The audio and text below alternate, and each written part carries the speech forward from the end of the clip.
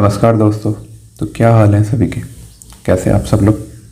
उम्मीद करता हूँ आप सभी बढ़िया होंगे। मैं आपका दोस्त शुभ आपका स्वागत करता हूँ वापस से अपने चैनल शुभवेदा में। और आज हम जिस टॉपिक को कवर करने वाले हैं वो बहुत ज़्यादा बड़ा टॉपिक नहीं है, बहुत स्मॉल टॉपिक है और बहुत स्कोरिंग टॉपिक है। आप इजीली इसमें स्कोर कर सकते हैं क्योंकि सिंपल सी डेफिनेशंस है, परिभाषाएँ हैं जिनको डायरेक्टली या तो आपसे MCQs में या फिर 5 नंबर में 2 से 3 परिभाषा वो आपसे उठा के पूछ लेते हैं कि इन परिभाषाओं का वर्णन कीजिए।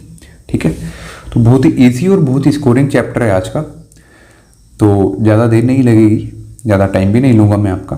तो आप सिंपली इसको स्पीड बढ़ा के देख सकते हैं और इजीली बहुत मुश्किल से 3 से 4 मिनट का चैप्टर है। ठीक है, तो चलिए समय को ना बर्बाद करते हुए स्टार्ट करते हैं। तो सबसे पहले हमारी आती है कुर्च।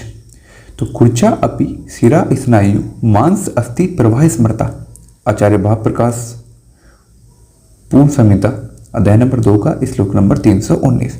तो शरीर में पेशी, स्नायु, धमनी, शिरा, मांसपेशियां एवं अस्थियों के सन्निपात कुंची के समान दिखाई देते हैं, उन्हें कुर्च कहा जाता है। तो पेशी, शिरा, स्नायु, धमनी, मांसपेशियां और अस्थियां, इनके सन्निपात जो ये जहाँ के मिलते हैं, ये ब्रश टाइप स्ट्रक्चर्स बना लेते हैं, उन्हें कुर्च कहा जाता है। ठीक है, तो कुशापुंज के समान पदार्थ को कुर्चा कहा जाता है। वही सिंपल ब्रश के समान जो पदार्थ होते हैं उनको कुर्चा कहा जाता है। तो आचार्य काश्यप के अनुसार इसकी संख्या कितनी बताई गई है? 42। और आचार्य सुश्रुत ने इसकी संख्या कितनी बताई है? 6। तो हस्त्योर्द्यो, पादयोर्द्यो, ग्रीवायाम चेका, मेंड्रम चेका। तो हाथ में 2, पैरों में 2, ग्रीवा में 1 और मेंड्रम में 1। ठीक है, नेक्स्ट आती है हमारी कंडरा। तो अंगों का संकोच विस्तार करने वाली बड़ी स्नायुओं को कंडरा कहा जाता है। ठीक है, तो जो स्ट्रक्चर्स बड़े बड़े जो हमारे स्ट्रक्चर्स हैं उनको संकोच एक्सपेंड करती है, या फिर उनको इस तरीके से हम देख सकते हैं कि एक्सटेंशन करा रहे हैं या फ्लेक्शन करा रहे हैं, तो उन स्ट्रक्चर्स को कंडरा कहा जाता है। तो आचार्य सुश्रुत ने कितनी संख्या बताई है इनकी? 16 कंडरा, 16 प्रकार की कंडराएं होती हैं। ठीक है, हाथ में 2, पैरों में 4, हाथ में 4, पैरों में 4, ग्रीवा में 4 और पीठ में 4। ठीक है, अब नेक्स्ट आता है हमारा जाल। तो शरीर के विशेष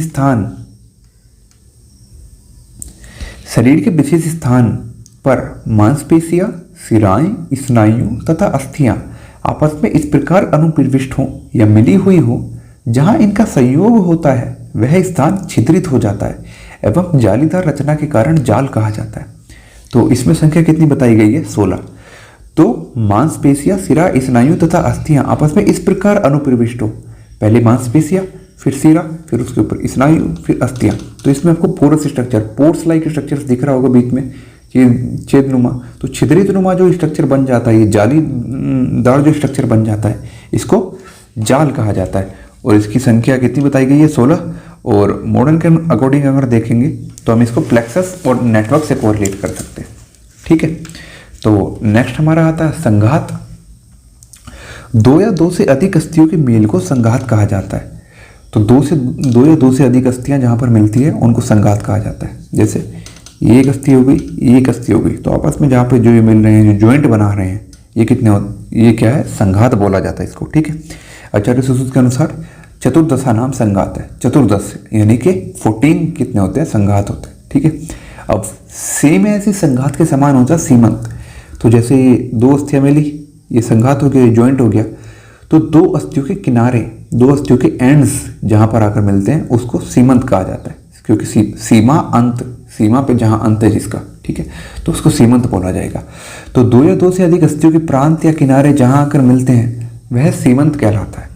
सीमंत भी क्योंकि ज्वाइंट से 14 थे तो सीमंत भी 14 हो जाएंगे, क्योंकि अस्थि संघातों से युक्त सीमंत होते हैं। जब संघात होके वहीं पे आके तो सीमंत मिलेगा ना। ठीक है, अब आता है सेवनी। तो सुई की सिलाई के समान, जैसे सुई से किसी चीज़ को सिल दिया जाता है और उसके बाद जो इसका स्ट्रक्चर बनता है, ठीक है, तो वैसी शरीर में भी सेवनी होती है। समस्त शरीर में जो अवयव परस्पर सीवन के समान जुड़े हुए होते हैं वे सेवनी कहलाते हैं। ठीक है, तो इनकी संख्या कितनी होती है? 7 होती है।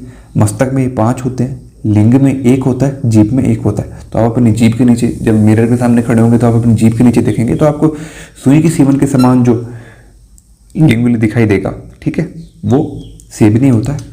नेक्स्ट आता है लास्ट हमारा रज्जु। पीसीओ की डोरी के समान जो रचनाएं पृष्ठ में होती हैं उन्हें रज्जु कहा जाता है। पीसीओ की यानी कि जो मसल्स की डोरी रस्सी के समान जो पृष्ठ में, मतलब हमारी पीठ में जो स्ट्रक्चर्स होते हैं, मांसपेशियों की डोरी के समान, मसल्स की रस्सी के समान जो स्ट्रक्चर्स हमारी बैक में होते हैं उनको रज्जु कहा जाता है। इन्हें मांस रज्जु भी कहते हैं। इनकी संख्या कितनी होती है? 4। तो ये सिंपल सी आपकी 7 परिभाषाएं हैं। इनको आप सिंपल एक बार लिख लीजिएगा अपने नोट्स में, ठीक है। इनका संख्या लिख लीजिएगा, संख्या में डिवीजन क्या क्या है वो लिख लीजिएगा। बहुत ही इजीली आप इसे 1 से 2 बार पढ़ेंगे, दूसरी बार में आपको अच्छे से याद हो जाएगा, ठीक है। बहुत ही स्कोरिंग है, या तो इससे एमसीक्यू में आपसे पूछ लेंगे या फिर 5 नंबर में पूछ लेंगे, ठीक है। तो काफ़ी स्कोरिंग है। तो फिर से मैं आपका दोस्त शुभ, आपको बहुत बहुत थैंक यू आपका मेरी वीडियोस में आने के लिए। और मैं आपसे फीडबैक के तौर पे भी जानना चाहूँगा कि अगर आपको कोई मेरे लिए कोई सजेशंस हैं जो आप मुझसे कहना चाहते हैं किसी भी चीज़ में, किसी भी, वो खुल के आप उससे बता सकते हैं कि टॉपिक में कोई दिक्कत हो या फिर मेरी जो वीडियोस आ रही हैं उसमें आपको दिक्कत लग रही हो, ठीक है। तो आप प्लीज़ अपने जो व्यूज़ हैं वो मुझसे कमेंट बॉक्स में प्लीज़ शेयर कीजिएगा। चैनल को सब्सक्राइब कीजिए, ठीक है, ताकि आने वाले चैप्टर्स का नोटिफिकेशन आपको मिलता रहे, ठीक है। तो हम आगे इसी तरीके से बढ़ते रहेंगे, धीरे धीरे और इम्प्रूव करते रहेंगे। मैं इम्प्रूव करूँगा, ठीक है, जिससे आपको और अच्छा लगे। तो इसीलिए आप प्लीज़ अपने कमेंट्स में व्यूज़ ज़रूर बताइएगा, ठीक है। अगर आपको अच्छा लगा हो, आशा करता हूँ जो आपको अच्छा लगा होगा, तो वीडियो को लाइक कीजिएगा, ठीक है। तो मैं आपका दोस्त शुभ आपके इस चैनल शुभ वेदा से फिर से विदा लेता हूँ। जल्दी मिलेंगे नए वीडियो के साथ। बहुत बहुत धन्यवाद।